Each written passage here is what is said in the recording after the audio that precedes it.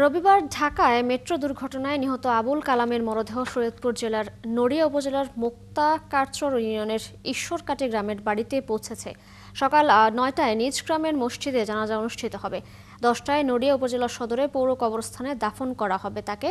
সেখান থেকে সবশেষ খবর জানাতে যুক্ত হচ্ছেন আমাদের সহকর্মী শহীদুল ইসলাম পাইলট।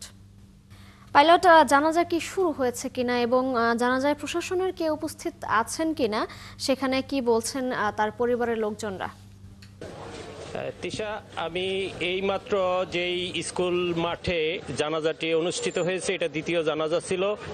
এইমাত্র জানাজা শেষ হয়ে গেছে।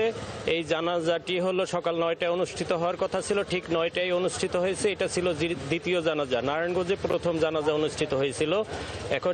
এখন তাকে দাফন করার জন্য নড়িয়া উপজেলা যে কবরস্থান, পৌর কবরস্থান বলে, সেখানে তাকে দাফন করার জন্য শেষ সমাধি দেওয়ার জন্য নিয়ে যাওয়া হচ্ছে। এখানে এই আশপাশের অনেকে এখানে জানাজায় অংশগ্রহণ করেছে। আসলে তাদের যে পরিবারের কথা বা আর্তনাদ, তাদের কথা হলো যে মেট্রো রেলটিতে যেভাবে দুর্ঘটনা ঘটেছে, এটা আসলে খুবই দুঃখজনক। এই আহাজারি পরিবারের তো আছেই, আর বিশেষ করে তার বাড়িতে তার ভাইয়ের ওয়াইফের সাথে কথা বলেছি, তার ভাইয়ের সাথে কথা বলেছি। তো তাদের কথা হলো যে মেট্রো রেলের যে ত্রুটি, এটার দায়ভার মেট্রো রেল কর্তৃপক্ষ নিবে, এটাই তাদের দাবি। যে আসলে আগামীতে যাতে এই ধরনের দুর্ঘটনা আর ঘটতে না হয়, সেই ক্ষেত্রে মেট্রো রেলের প্রতি সরকারের সুদৃষ্টি কামনাও তারা করেছে। আমরা দেখাচ্ছি আপনাকে যেইভাবে তারা এই যে লাশ নিয়ে যাচ্ছে, লাশবাহী গাড়িটি ওই যে ছেড়ে দিল, আর এই যে দাফনের জন্য এই লাশ নিয়ে যাচ্ছে নড়িয়াতে। তো আমরা দেখতে পাচ্ছি এখানে তাদের আত্মীয় স্বজন বিভিন্ন জনের যারা এখানে জানাজায় অংশগ্রহণ করেছে, তারা কিন্তু এখানে এসেছে। এখানে ভিড় দেখা যাচ্ছে। এখনো পর্যন্ত তারা সবাই চলে যায়নি।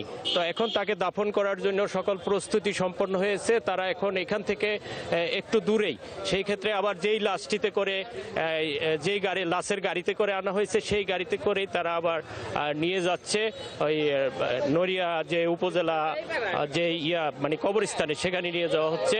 তো আমি এই পর্যন্ত জানাজা শেষের পরে এই গ্যাদারিংটা আমরা দেখতে পাচ্ছি। তো এই ওদের এখানে থাকার মধ্যে ওর ভাইরাও কিন্তু এখানে থাকে না। ওদের আত্মীয় স্বজন যারা আছে তারাই কর্মব্যস্ত ঢাকাতেই। যে মেট্রো রেলে যিনি কাজ করতেন, আমরা জানিয়েছে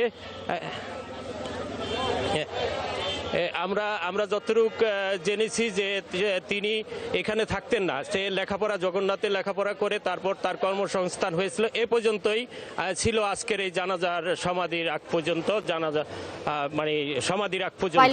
ধন্যবাদ আপনাকে যুক্ত হবার জন্য। আপনি সেখানে থাকুন, খোঁজখবর রাখতে থাকুন। দর্শক, রবিবার ঢাকায় মেট্রো দুর্ঘটনায় নিহত আবুল কালামের মরদেহ শরীয়তপুরে পৌঁছেছে দাফনের জন্য। সেখান থেকে যুক্ত ছিলেন আমাদের সহকর্মী শহীদুল ইসলাম পাইলট।